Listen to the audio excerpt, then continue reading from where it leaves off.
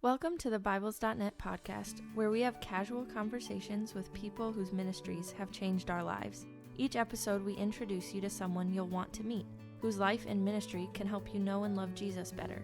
We'll also answer a relevant question with a biblical answer and share with you some life-changing resources you'll want on your shelf. I'm your host, Eden, the editor of Bibles.net, who loves Jesus and believes he's the hope you need today. Thank you so much for being willing to interview with me today. I'm really excited to talk to you. As I mentioned before, we did a Bible project for our website where we made a page of resources on every book of the Bible. And for that, I looked at a lot of different commentaries from different series and would try to pick commentaries that had kind of a pastoral tone and were easy for maybe a newer believer to understand. And I encountered a lot of your commentaries through the Preach the Word series, and they were such a blessing to me. So I'm excited to just talk to you a little bit today and get to know you. So for our listeners, I usually like to get to know you a little bit at first before we dive into some questions. So what are a couple of things that bring you joy? What brings me joy? Great question. Certainly my family, my wife. I enjoy going on walks with her, talking with her. I enjoy hanging out with my family. One of the things I'm most looking forward to is our little family vacation that we'll do in early August together. I really enjoy reading, kind of what I do for a living, reading, writing, bring me a lot of joy. So I'm grateful. Preaching brings me joy, sharing God's word with others. So those are a few things. Awesome. Tell us a little bit about your ministry, kind of where God has you involved. Sure. Maybe I'll sort of walk backwards. So I've done 17 years of ministry in the local church as a pastor, associate pastor, senior pastor, all in the Chicagoland area. 3 years as a professor overseas in Brisbane, Australia at Queensland Theological College. And then almost 4 years here at Crossway as the senior vice president of Bible editorial. So as I mentioned, Crossway is divided kind of a book side and a Bible side. So my specific job is it's more content creation or creation of products. So I'm sort of on the front end of things. So if we want to do a new study Bible, what should we do? And who should we reach out to be general editor or editors, contributors?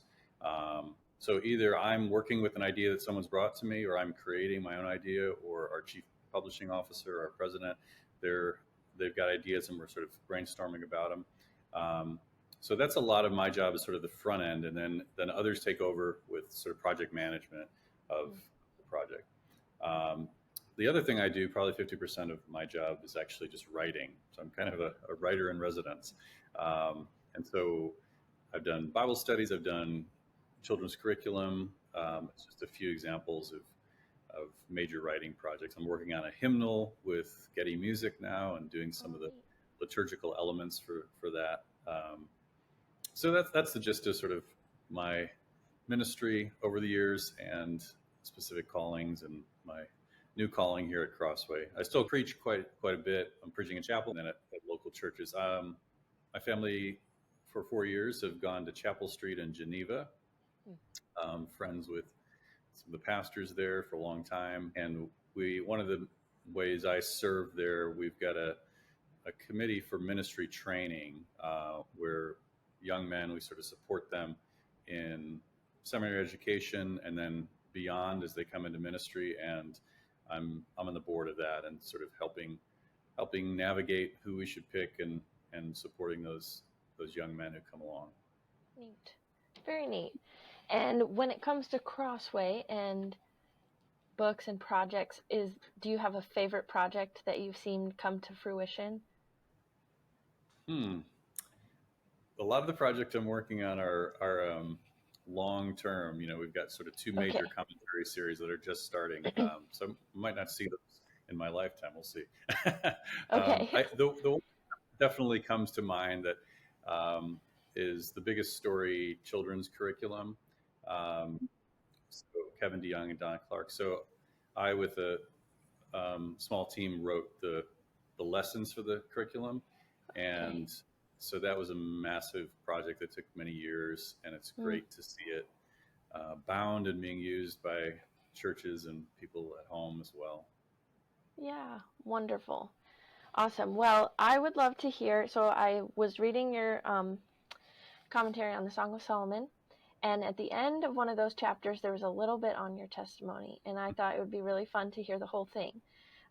So would you be willing to share how the Lord saved you and came into your life?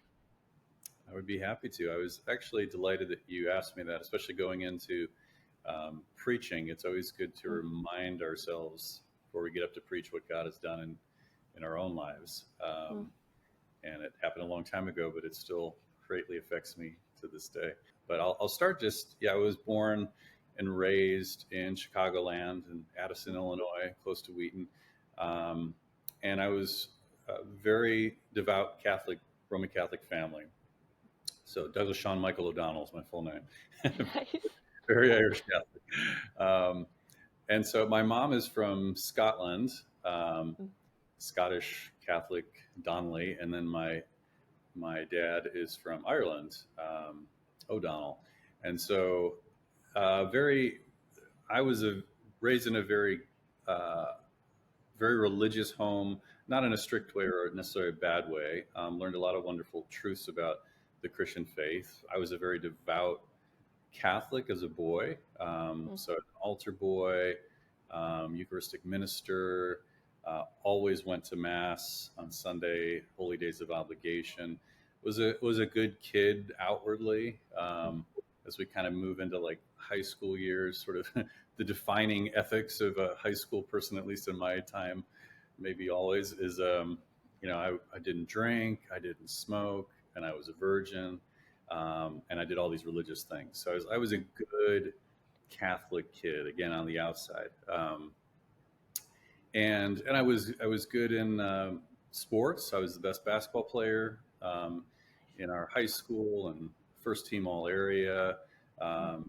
and I was good in school. I sort of surprised myself my freshman year. I was just in regular class, and then I got straight A's, which surprised me. And then I was at a Catholic school. One of the brothers said to me, we want you to go an honors program. And so went an honors program. I certainly wasn't the smartest kid, but I got a good education and I did well in school. So I kind of had everything going for me, up to age 18. I'm a good athlete. I'm a good student from a healthy family, um, Mm. and a good kid who prays to God, goes to church, all these sort of things. Yeah. Um, so my after my senior year, during this summer after I graduated, um, started dating a girl named Jenny. We both went to the same high school, known each other for a long time. Um, we quickly became physical, um, and I lost my virginity. And I think in my own mind, I justified it in that I really loved her. And Mm. unlike my other friends are goofing around, fooling around, have no sort of commitment, I really love her. I want to marry her. This is a true love forever. And so that's at least how I justified it in my mind. We both went away to college and we were both playing college basketball, Division III, Wow. about an hour and a half away. And a month into college, I go up to visit her, and she has the sense that maybe she's pregnant. Um, so I remember she goes to the bathroom, takes the pregnancy test, and brings it out. And instructions say something like, in 4 minutes you'll be able to tell if it's a cross, pregnant. If it's a negative, it's not pregnant. And you could quickly see as soon as I looked at the thing, it was starting to form a cross. And I remember, wow, like here we are, we're both 18 years old, Mm. and we loved each other. But so what we did then was well, she said to me sort of shortly thereafter, like, well, you're going to marry me? And I said, of course. And so we Wow. walked to the chapel of the campus and I basically proposed to her. Mm. Um, and then we had to tell everybody sort of what was going on. We're both from very devout Roman Catholic homes. Mm. So it was very shocking news, very hurtful news, as we told her parents and my parents, and kind of the sense of like, didn't we teach you better? You know, these sort Mm. of not like direct shame, but indirect sort of shame, Mm. maybe some direct shame, and maybe rightly so. And I think at that time, as hard as that was, as you can imagine, I think we were committed to each other. We thought we'd sort of see this through. We decided we would both quit college, Mm. and we would quit basketball then as well. And so we moved home. We started working together at a carpet and tile company. I was sort of out on the road with the guys doing all the tough stuff like ripping up carpet and laying some tiles that were easy to do. Yeah. Um, and just, manual labor, hard labor. And she was working, I think, secretarial for the company. Um, and then things were not like getting better for us. And I'm sure anyone in this situation, it's so stressful on people and on the family units as well. Um, so there was a there was there were some hard things and some hard discussions that were going on. But I'm always been an optimistic person. I'm like, we'll get through all this. And she didn't want to be married until after the baby. She just didn't want to be pregnant while she was in Mm. a wedding gown. And so I said, that's fine. So we decided on that. So our son, Sean Michael O'Donnell, good little Irish boy, Yeah. um, Oh. was born on June 23rd, 1991, Mm. 33 years ago. And I remember when Sean was born, going in the hospital room and just touching. Mm. Sorry, I'm a crier. That's okay. Me too. uh, Cry together. Um, mm. just wrapping, with little babies, they just wrap their hand around you. And I remember thinking, wow, Mm. I know that I created this child, but um, there's something bigger than me. There's a creator. So I believed in God as creator, but it was sort of a fresh experience. Mm. Um, so after Sean was born, things didn't get better. They only got worse Mm. between Jenny and I. And 6 months after he was born, right before Christmas, she decided to break up with me for Wow. good. And it was during that time. Now I was working as a janitor, working second shift, 3:30 to midnight. Oof. I had lots of sort of time to think about things, Yeah. um, and God began to sort of work in my life. I felt like I lost everything I loved. I lost my fiance. I lost my son to some extent. Now I'm paying child support. I get to visit him, but not as often as every day. Um, Mm. I wasn't in school anymore. Lost sort of the love of learning and education. I wasn't a basketball player anymore, which was my identity for so many years. Mm. Um, and so I felt like I lost everything I love. But during that time, God began to really work in my heart. And the two truths that he taught me through his spirit was the only relationship that lasts forever is between man and God, people and God. Mm. And this sort of true love forever that I thought was going to last forever didn't even last 2 years. Mm. I looked on my parents' marriage over 25 years at that time, and I thought, well, one of them is going to die before the other, or something had happened. And just, I think I always had this sort of idealistic view of human love, like that's all I Mm. really need is human love, and it was quickly taken away from me. And I realized Mm. there was a greater love, just similar to like I knew my part in the creation of my son, but I had a greater view of God as creator on the day he was born. And similarly, a greater sense of there's human relationship, but then there's something beyond human relationship that is more ultimate and meaningful. Mm. So that was one truth. The second truth is that I was a sinner. It sounds pretty simple. But I grew up Mm. in a lot of times in the Catholic tradition. Um, you're a sinner. Or you're someone who sins. You go to the priest. You receive absolution, and then you're okay again. And so I was never had the identity as someone who was a sinner. Mm. Um, And for the first time in my life, I realized I'm like full of sin. Like I'm full of lust and I'm full of pride. Mm. And it was my identity. Like deep down, that's sort of who I was. This really good kid on the outside, but all that had happened to me showed what was on the inside. And so with those two truths running through my mind, came home from work. It was 1 o'clock in the morning, living with my parents. Went to my downstairs bedroom apartment, and just got on my knees and began to weep. And I just said, Mm. Jesus, I know you're real. I've never doubted your existence. I've never doubted you're the Son of God. Mm. But will you forgive me? Because I'm full of sin, I'm full of lust, and from this day forward, I'll put you first in my life. Mm. And that was my sinner's prayer, and that was a sincere prayer. And I felt like the weight of the world fell off my shoulders, Mm. Wow. as Bunyan describes. And I had had religious experiences before, so I didn't know what this was, but Yeah. I something happened there. This was kind of amazing. Felt forgiven, felt God's presence, but didn't really have concepts, sort of evangelical concepts of born again. Of course, that's what happened. I was Yeah. regenerate.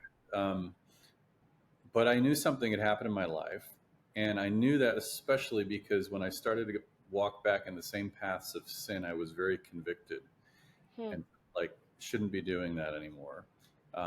As I began to pray more sincerely, I started to think differently about prayer. I used to pray often to Mary, and I stopped praying to Mary. And it was a very strange thing for a Catholic kid to do, but I just stopped. I wasn't like convicted. I just stopped Oh. praying. Then I began to devour the Bible. Mm. I've got some issues with dyslexia. Never read a book until I was 19, until I was converted, and then I began to just devour the Bible, Mm. um, and read the whole thing through. And I was especially struck by Jesus and the Gospels and who he is and how much emphasis is placed on him and not Mary and the saints and other sort of rituals that I was doing. I kept expecting there'd be something I'd read that would resonate with these sort of practices I do in my Catholic walk, and Mm. couldn't find them. And so God began to sort of change me and mold me through the reading of the Word.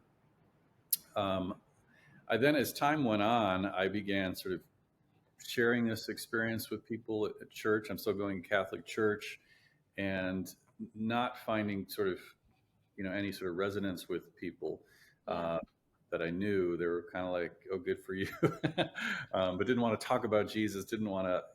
Everyone was kind of going through the motions as I had been going through the motions. And that not is every Catholic everywhere. That was my experience in a particular church. And so I remember thinking, I'd really love to connect with this person who I played basketball with Mm. uh, in something called the Prairie State Games, which is kind of an Olympics for Illinois. And through God's providence, his name was Mark Davidson. God connected us through his girlfriend, who was sitting next to me at a class at COD. I started going back to school. Oh wow. Um, and so we connected. She connected with Mark. I told him my testimony. He got me study, like gave me a Bible study booklet that I sort of worked through. It was on the Mm. pastoral epistles of all things. And so he began to teach me sort of what I should be doing, how I should be reading the Bible. And then he was very sort of gentle and patient, but at some point he said, have you ever thought about going to a Protestant church? Yeah. And I was like, no. Yeah. That's like, well, the greatest sin, go to a Protestant church. And so I remember, like, as a kid on family vacations, we would it had to be a Catholic church, and I always wondered, there's all these churches in town, like, why do we have to go to this church? But so that was ingrained sort of in my mind. But there was something about it that I was like, well, maybe I should do that. I talked to my older brother who knew someone who was born again. He wouldn't have put it that way. And he said, you should go with her and her husband to church. And so I went to church with them and Mm. really felt like, wow, the pastor's speaking to me. Mm. I was talking to people. So many people had conversion stories, some of them from Catholic backgrounds. Some of the church began to mentor me. And then eventually I started wanting to go back to school full time. And I thought, well, maybe I'll even make a basketball comeback. So I started to go to the weight room and Nice. work out, and met Jeff Frazier, who's the senior pastor of Chapel Street now. He was Neat. the person running the weight room. And so we Wow.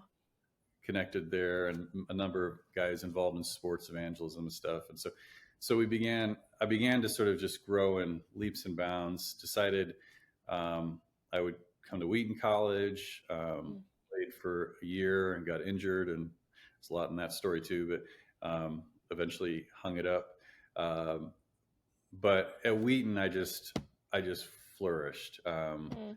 Couldn't believe I was with all these people who loved Jesus, and these professors who knew the Bible and loved Jesus. And I roomed with a group of guys who all but one are still in full-time pastoral ministry.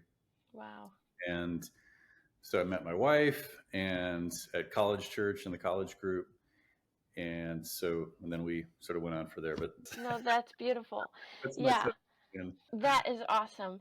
And during those years, were you pretty involved in Sean's life? And did your conversion change your perspective on kind of your relationship with Sean at all? yeah, very involved in Sean's life. So had him every weekend, and we would take Sean to church with us, and had a lot of wonderful people invest in college church, invest in him Hmm. personally. And then when he was 12, his mom, so his mom struggled in a lot of different ways, but Hmm. one was through alcohol, drug addiction, and Hmm. she decided when he was 12 that she would give me full custody and that he should come live with us, which was a huge Wow. decision. Wow. So, so he lived with us from 12 to 18 before college. So, and then during that time, I'd married Emily at that point, and then we had four children. So it's kind of a Wow. crazy household. We had Full a house. teenage boy, and then one after the other. Um, four children. But it was good that Sean could grow up in a loving home and Yeah. have these siblings and things like that. So. Yes. Wonderful. And so, as you were talking, you said that when you were convicted over your sin, you were convicted over lust and pride, and that you kind of saw yourself as a good person. How would you say the Lord changed your character after you came to know Him? Hmm. I think my religion became heart religion. So it was not that I'm eternally grateful for the things my parents taught me, and even the Catholic Church taught me about the Trinity, about how to pray, about Jesus' identity, his personhood, his work, uh, all of those things. And God used all of that, to save me. I had enough facts in my head for him to save me. Sort of taking all of those mechanics and just giving it a new heart. Uh, Yeah. so I had the mechanics then, I think, to grow, and I had the discipline Mm. and certain things like prayer, that I could just continue on in just a different way, and especially what I would be saying, but who I'd be saying it to. And Yes. instead of oh, I should do 10 Our Fathers, and the more I do, maybe the better, and the more God will hear me, more short and sincere prayers. Yeah. Help me, Lord, or should I do this, or, things like that. And then I think just character formation, and a lot had to do with sitting under the word, but also having Mm. godly friends. I mentioned at Wheaton, who we were all sort of keeping each other mutually accountable with sexual ethics, Mm.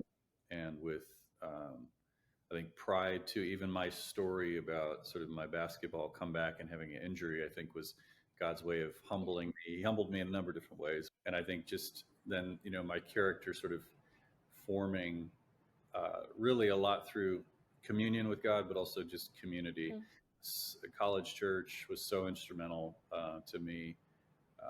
Kent Hughes, Randy Grundyke. Yeah. Wonderful. Yeah. Yeah. It's so neat to hear how you talked about at the beginning how God is the ultimate lover, essentially. How human love is one thing, but it points to the ultimate love of God, and how God I just think about hearing your story, how God is the great pursuer, and you can see, even when you were holding your little boy's hand for the first time, God was speaking to you about himself, and God chased you down into your bedroom that night, and God surrounded you with people like that woman whose husband, you would connect with. And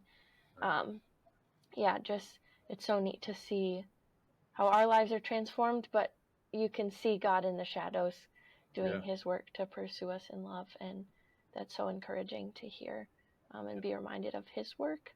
Yeah. So thank you so much for sharing with us. You're very welcome. It's a delight to hear about his work in your life. And I typically like to ask if there is a book or a resource that has transformed your walk with Jesus, that's really been instrumental in your walk with him. Yeah, there's a number of resources. I could do this quickly, but okay. I sort of think of my Christian journey that's often defined by books I read. And so, probably the most influential early on, this relates a lot to my conversion, was Augustine's Confessions, which is not an easy read for a new believer.